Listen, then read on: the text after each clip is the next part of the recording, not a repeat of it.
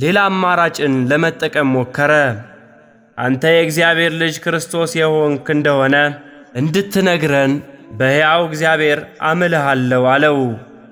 አምልሃለሁ ማለት ባጭሩ ሲቀመጥ የእግዚአብሔር ልጅ ክርስቶስ ነኝ ወይም አይደለሁም ብለህ እስቲ ማል የሚል ጥያቄ ነው። ይህ ጥያቄ ተንኮል የተሞላ ወጥመድ ያለበት ነው። እንዳለፉት ጥያቄዎች ጌታችን ይህንን ጥያቄ ዝም ብሎ ቢያልፍ በሕያው እግዚአብሔር ስም አምልሃለሁ ተናገር እያለው የሕያው እግዚአብሔርን ስም አቃሎ ዝም አለ ተብሎ ይፈረድበታል። የእግዚአብሔር ልጅ ነኝ ቢል ስለ ድፍረቱ ተብሎ መክሰስ ይቻላል። አይደለሁም ቢል ደግሞ በፊት ሲናገር ሰምተነዋል የሚሉ ምስክሮች ይቀርቡና የተናገረውን እንደ ካደ ተደርጎ መክሰስ ይችላል። ባጭሩ ጥያቄው ወጥመድ ነበር። ጌታችን በዚህን ጊዜ መልስ ሰጠ። ሕማማት ስብሐት ለከ አምላኪየ አምላኪየ ጸሐፊ ዲያቆን ሄኖክ ኃይሌ ወይትድገኒ ዘልፈ እስመ አንተ ትቤ አንባቢ ዲያቆን ፍቅረ ሚካኤል ዘየደ ትፈጽም ሕገ ተጽፈ ስብሐት ለከ። ምዕራፍ 2 ሊቀ ካህናት ክርስቶስ በካህናት አለቆች ግቢ። ኩለየ ኦ ዘትቤ ኤሎሄ በጸሐፊው ሙሉ ፍቃድ በተከታታይ በልቦና ቲዩብ የሚደመጥ ክፍል 3። ለምን ትመታኛለህ? ጌታችን መጀመሪያ የተወሰደው ክፋትንና ተንኮልን ወደ ተሞላው ሽማግሌ ወደ ሐና ነበር። በሕጉ መሠረት ብቻውን ለመመርመር ሥልጣን ባይኖረውም አሳስሮ እስከ እልፍኙ ድረስ አስመጣው። ከፊቱ ካስቆመው በኋላ ሐና ጌታችንን ስለ ደቀ መዛሙርቱና ስለ ትምህርቱ ጠየቀው። ጌታችን ሲያስተምር የካህናት አለቆች ሐናና ቀያፋ ብዙ ጊዜ ሰምተውታል። ማን ሥልጣን ሰጠህ ብለው ሲጠይቁትም ነበር። በምሳሌ ሲያስተምር ምሳሌውን የተናገረው ስለ እነርሱ እንደሆነ አውቀው ሲበሳጩም ነበር። አሁን ካሳሰረውና ካስመጣው በኋላ ግን ትምህርቱን ሰምቶ እንደማያውቅ ሆኖ እንደ አዲስ ጠየቀው።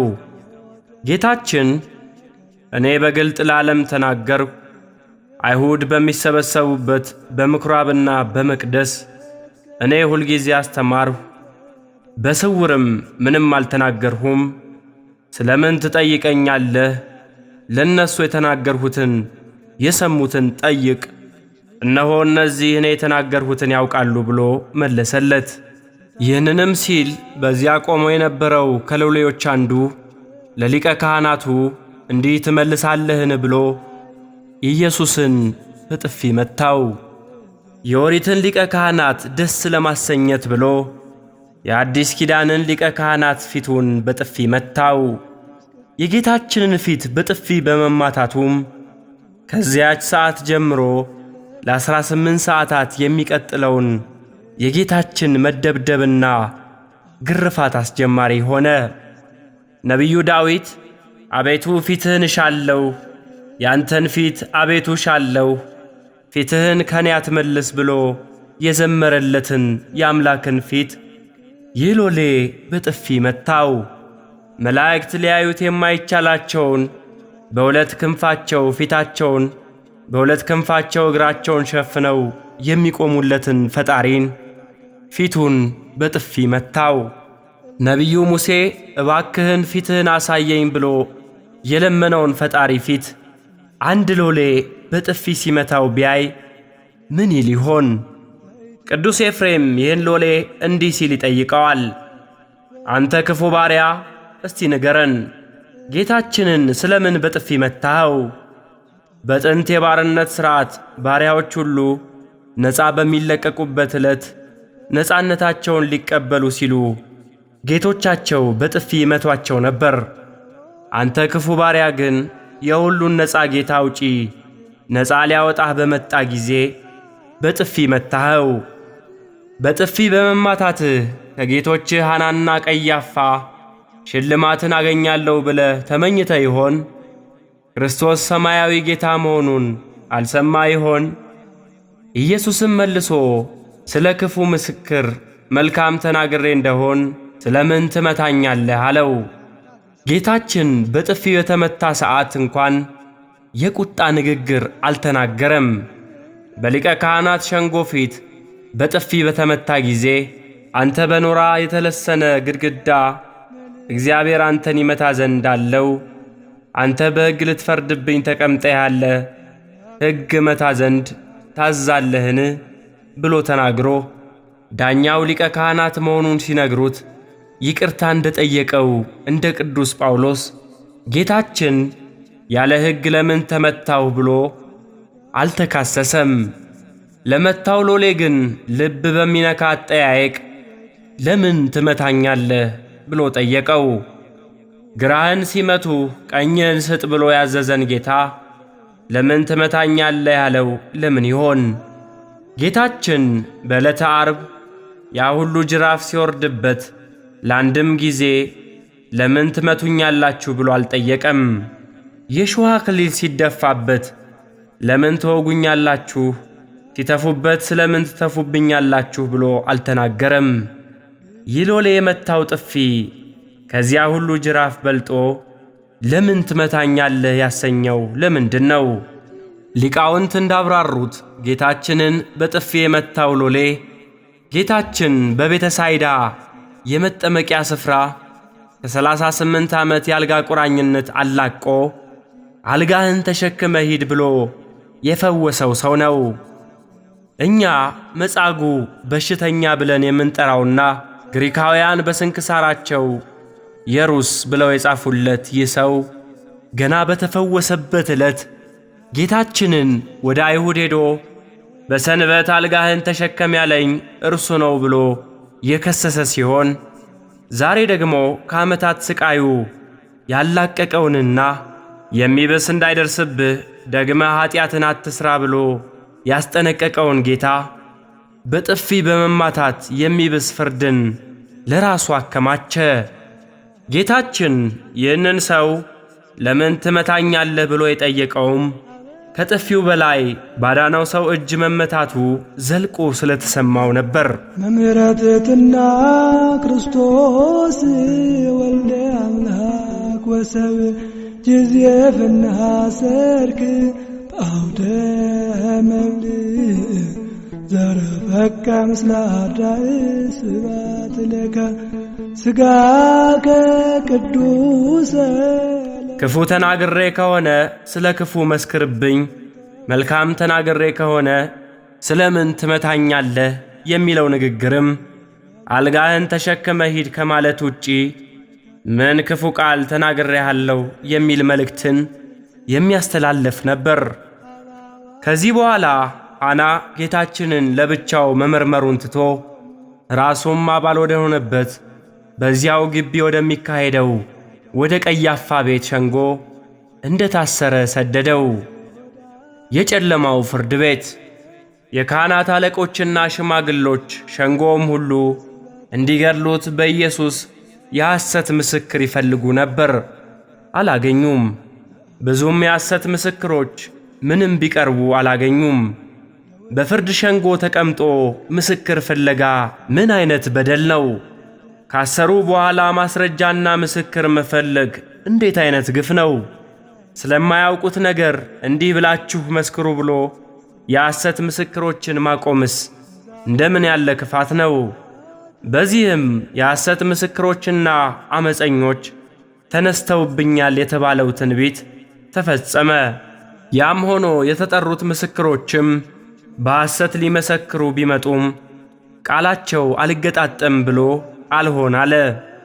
በሕገ ኦሪት መሠረት ደግሞ ምስክሮች ቢያንስ ሁለቱ ቃላቸው መስማማት ይኖርበታል።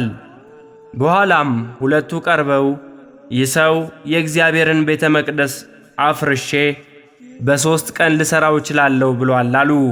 ውድ ሰማዕያን፣ እዚህ ላይ ላፍታ መስማቶን ያቁሙና ወደ ኋላ ተመልሰው ይህንን የሁለት ሰዎች ምስክርነት ይመዝኑት። በእርግጥ ጌታችን ቤተ መቅደስ አፍርሼ እሠራለሁ ብሎአልን ወይንስ አላለም?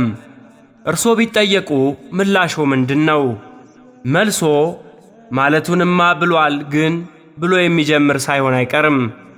የሚያሳዝነው ግን እኛም እንደ አይሁድ ስላላስተዋልነው እንጂ ጌታችን እንደዚህ የሚል ቃል ፈጽሞ አልተናገረም። የተናገረው ትክክለኛ ቃል እንዲህ የሚል ነበር።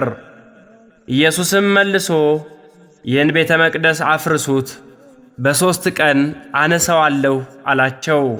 የዮሐንስ ወንጌል ምዕራፍ 2 ከቁጥር 19። ወደ ሌላው ማብራሪያ መግባት ሳያስፈልገን ጌታችን ይህን ቤተ መቅደስ አፍርሱት አለ እንጂ አፈርሰዋለሁ አላለም። ምስክሮቹ የተናገሩት ጨርሶ ያላለውን ነገር ነበር።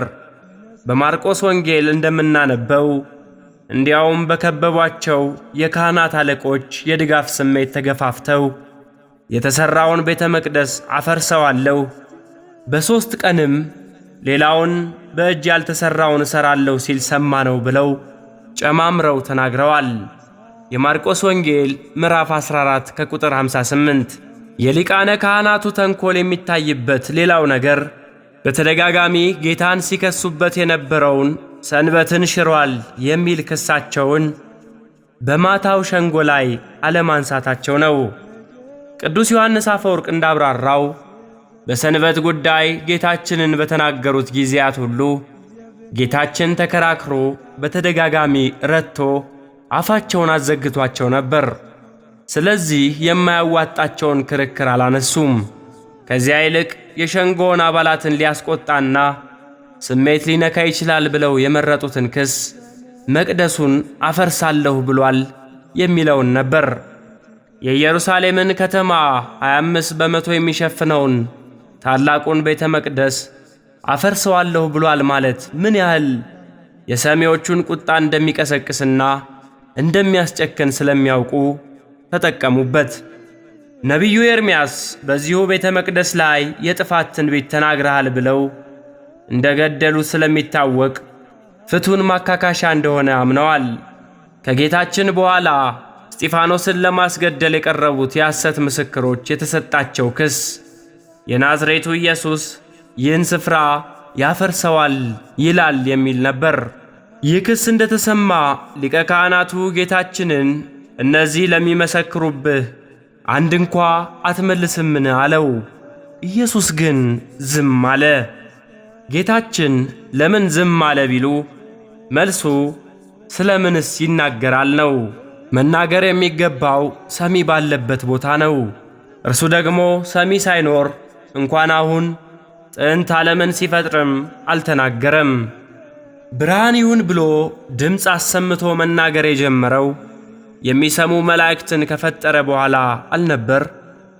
በጆሮአቸው እንዳይሰሙ በልባቸው እንዳያስተውሉ ጆሮአቸው ደንቁሯል፣ ዓይናቸውን ጨፍነዋል ተብሎ በነቢዩ ኢሳይያስ ለተነገረላቸው ግፈኞች ስለምን ይናገራል?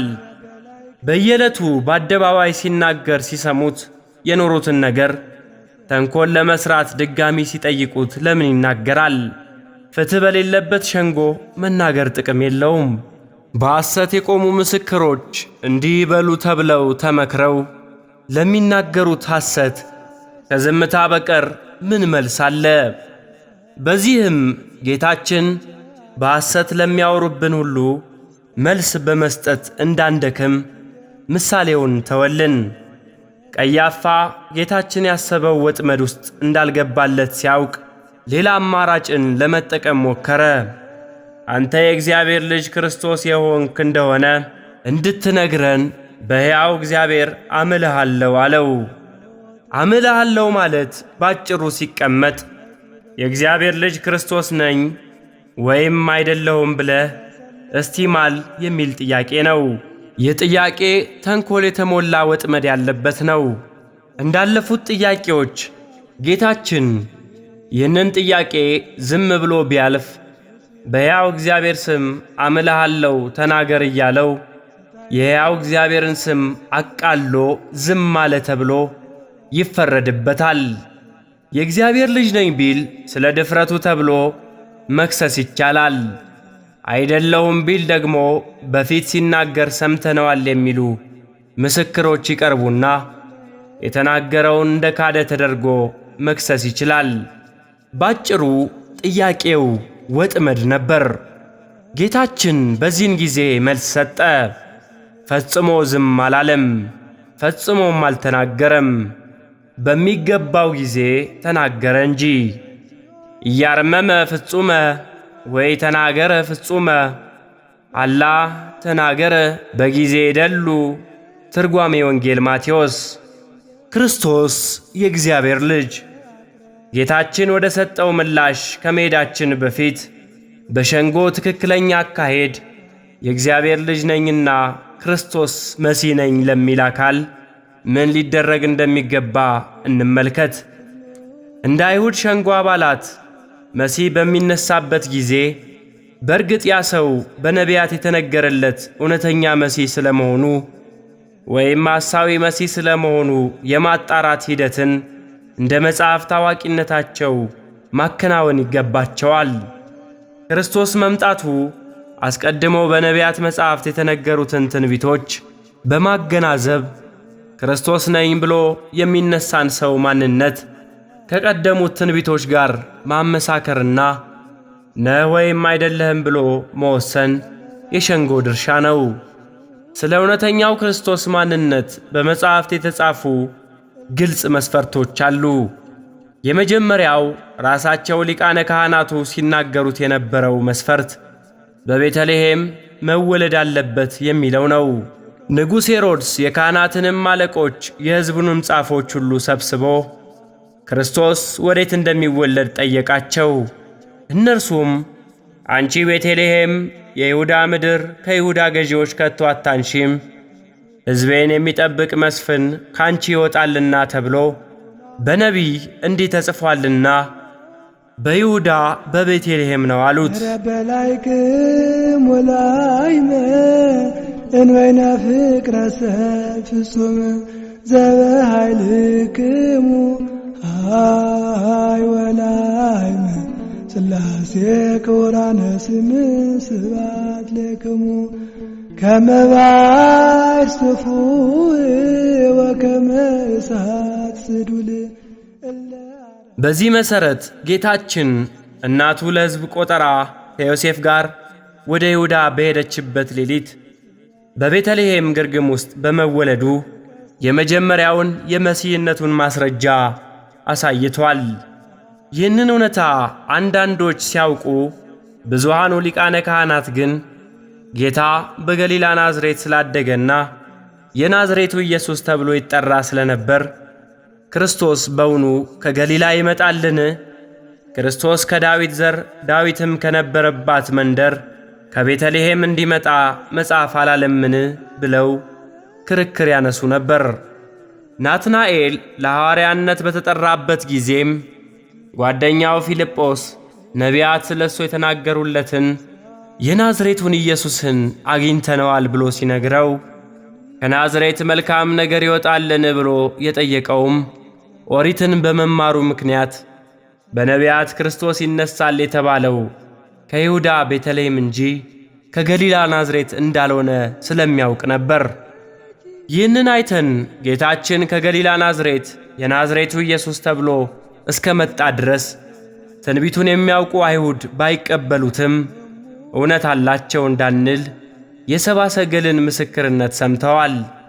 በዚያ ላይ ስለ መሲሁ በተነገሩት ትንቢቶች ከቤተልሔም ይወለዳል ተብሎ ቢጻፍም መሲሁ ናዝራዊ ይባላል የሚል ትንቢትም ነበረ። ስለዚህ ጌታችን ከቤተልሔም ይወጣል እንደ ተባለለት በቤተልሔም ተወልዶ በነቢያት ናዝራዊ ይባላል የተባለው ይፈጸም ዘንድም ናዝሬት ወደምትባል ከተማ መጥቶ ኖረ። ሌላው የመሲህነት ማስረጃ ከድንግል መወለድ ነው። እነሆ ድንግል ትጸንሳለች፣ ወንድ ልጅንም ትወልዳለች፣ ስሙንም አማኑኤል ብላ ትጠራዋለች ተብሎ መሲሁ በድንግልና እንደሚወለድ ትንቢት ተነግሯል። ጌታችንም የተወለደው በቅዱስ ገብርኤል ብስራት ያለ ወንድ ዘር በገብረ መንፈስ ቅዱስ ከጸነሰችው ድንግል ነው። ለእጅ ወለወልድ ይገኒ ልሳን ሰላም። ይህንን ግን ሊቀ ካህናቱ እንኳንስ ሊያምኑበት ለመስማትም ይከብዳቸዋል። ለቀያፋ ጌታ በድንግልና መጸነሱ አሳፋሪ አሉባልታ ነው። በገብርኤል ዘንድ ግን ልደቱ ክብርን የተሞላ ነው እንዳለ ቅዱስ ኤፍሬም። ከዚህ በተጨማሪ መሲሁ ከይሁዳ ነገድ ዳዊት ቤት መወለድ ከመምጣቱ በፊት ከፊቱ መንገድ ጠራጊ አዋጅ ነጋሪ ማስቀደም፣ በገሊላ ማስተማር፣ ልዩ ልዩ ታምራትን መፈጸም፣ በአህያ ላይ ሆኖ ወደ ኢየሩሳሌም መጓዝ መግባትም አለበት። በእነዚህ መስፈርቶች ቢታይ ጌታችን ኢየሱስ ክርስቶስም የዳዊት ልጅና ከይሁዳ ነገድ ነው። ከእርሱ ቀድሞ መጥምቁ ዮሐንስ መንገድ ጠራጊ ሆኖ የተነሳ ሲሆን ጌታችን ማስተማሩንም የጀመረው በገሊላ ነበር። ሌሎቹ የመሲህነቱ ምስክሮች ሊቆጠሩ የማይችሉት ታምራቱ ሲሆኑ የ3 ዓመት አገልግሎቱንም በአህያ ላይ ሆኖ ወደ ኢየሩሳሌም በመግባት አጠናቋል። የአይሁድ ሸንጎ እውነተኛ የፍትሕ ሸንጎ ቢሆን ኖሮ ይህንን በግልጥ የሚታይ እውነት ማየት በቻለ ነበር። እነርሱ ግን የሚያዩትን መሲህ መቀበል አልፈለጉም። ራሳቸው በሕሊናቸው ውስጥ የሐሳባቸው ፈጠራ የሆነ ሌላ መሲህን ወልደው ነበር። ስለዚህ እነርሱ በሕሊናቸው ከሳሉትና እንዲመጣ ከፈለጉት መሲህ ጋር አልገጥም ስላላቸው ሊቀበሉት አልወደዱም። ሁለተኛው ነገር የእግዚአብሔር ልጅ ነኝ የሚልን ሰው ሸንጎ ሊያስተናግድበት የሚገባው አግባብ ነው። በዚህ ጉዳይ 3 የምርመራ ሂደቶች ሊከናወኑ ይገባቸዋል። የመጀመሪያው አይሁድ በሚቀበሏቸው የኦሪት መጻሕፍት መሠረት እግዚአብሔር ልጅ አለው ወይ የሚለውን መመርመርና በእነርሱ ዘንድ እንግዳ የሆነውን የምስጢረ ሥላሴን ትምህርት በሚገባ መመዘን ነው። ሁለተኛው ደግሞ የእግዚአብሔር ልጅ በመኖሩ ከተስማሙ በኋላ የእግዚአብሔር ልጅ ሰው ሊሆን ይችላል ወይ የሚለው ነው። ሦስተኛው ጥያቄ ክርስቶስ የተባለው የናዝሬቱ ኢየሱስ የእግዚአብሔር ልጅ ነው ወይ የሚለውን መመርመር ነው። የእግዚአብሔር ልጅ የሚለውን ሐሳብ በቅን ሕሊና ቢመረምሩ ኑሮ አይሁድ እጅግ ብዙ ማስረጃዎችን ከሚያምኑባቸው መጻሕፍት ላይ ያገኙ ነበር። እግዚአብሔር አለኝ፣ አንተ ልጄ ነህ፣ እኔ ዛሬ ወለድሁ፣ ከአጥቢያ ኮከብ አስቀድመ ከሆድ ወለድሁ፣ እንደ መልከ ጼዴቅ ሥርዓት አንተ ለዘላለም ካህን ነህ፣ ቀላያት ገና ሳይኖሩ እኔ ተወለድሁ፣ የውሃ ምንጮች ገና ሳይፈልቁ ተራሮች ገና ሳይመሠረቱ ከኮረብቶች በፊት እኔ ተወለድሁ የሚሉት ቃላት ስለ እግዚአብሔር ልጅ ያስረዳሉ። የእግዚአብሔር ልጅ ሰው ሆኖ እንደሚመጣ ደግሞ ሕፃን ተወልዶልናል፣ ወንድ ልጅም ተሰጥቶናል፣ አለቅነትም በጫንቃው ላይ ነው፣ ስሙም ድንቅ መካር፣ ኃያል አምላክ፣ የሰላም አለቃ፣ የዘላለም አባት ተብሎ ይጠራል ተብሎ ስለ አምላክ መወለድ ተጽፏል። የካህናት አለቆችና ጸሐፍት ፈሪሳውያን የእግዚአብሔር ልጅ ስለሚለው ጉዳይ በቅንነት መጻሕፍትን መመርመር አልፈለጉም። ቅዱስ ጳውሎስ በኢየሩሳሌም የሚኖሩ ሰዎችና አለቆቻቸው እርሱንና በየሰንበቱ የሚነበቡትን የነቢያት ድምፆች ስላላወቁ በፍርዳቸው ፈጽመዋል እንዳለ እየተነገራቸው የመሲሁ ገዳዮች ሆኑ። ለነቢያት አስቀድሞ ተገልጦላቸው የጻፉትን የአምላክ ሰው መሆን ነገር ከአይሁድ ሸንጎ መካከል ሊያምን የፈቀደ አልነበረም። ነቢዩ ኢሳይያስ ይህን አስቀድሞ አውቆ የሰማነውን ነገር ማን አምኗል? የእግዚአብሔርስ ክንድ ለማን ተገልጧል? ብሎ እግዚአብሔር ዓለምን ለማዳን የሰደደውን ክንዱን ከሊቀ ካህናቱ ጀምሮ የሚቀበለው እንደሌለ ተናግሮ ነበር። የካህናት አለቆችና ፈሪሳውያን ሕግ አዋቂዎች ቢሆኑም በዚህ ጠባያቸው ግን ከኢትዮጵያዊው ጃንደረባ እንኳን ያነሱ ነበሩ። ኢትዮጵያዊው ጃንደረባ የኢሳይያስን ትንቢት በሰረገላው ቁጭ ብሎ ሲያነብ ፊልጶስ ቀርቦ የምታነበውን ታስተውለዋለህን ብሎ ጠይቆት ነበር። ጃንደረባውም እንደ አይሁድ አለቆች ሳይኮፈስ በትሕትና የሚመራኝ ሳይኖር እንዴት ይቻለኛል? ነቢዩ ይህን ስለ ማን ተናግሮታል? ስለ ራሱ ነው ወይንስ ስለ ሌላ ብሎ ጠይቆ ስለ እግዚአብሔር ልጅና ሰው ስለ መሆኑ ከፊልጶስ ተምሯል።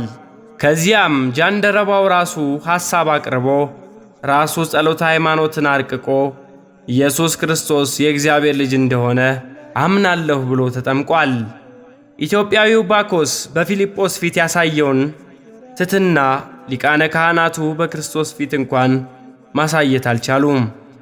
በዚህም ትሕትና ፊተኞቹ እስራኤላውያን ከኢትዮጵያ ይልቅ በእምነት ኋለኞች ሆኑ። እግዚአብሔር በመካከላቸው በሥጋ ተገልጦ ነበር። ስለ እስራኤልም ላልፈለጉኝ ተገኘው፣ ላልጠየቁኝም ተገለጥሁ፣ ቀኑን ሁሉ ወደማይታዘዝና ወደሚቃወም ሕዝብ እጆቼን ዘረጋው ሲል ተናግረዋል።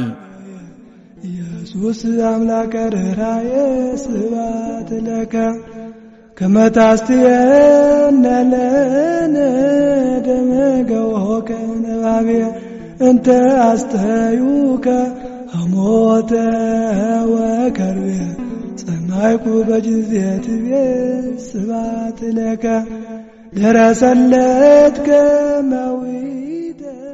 ቀኑን ሁሉ ወደ እስራኤል እጆቹን የዘረጋው እግዚአብሔር ወደ ኢትዮጵያ ግን እጆቹን መዘርጋት አላስፈለገውም።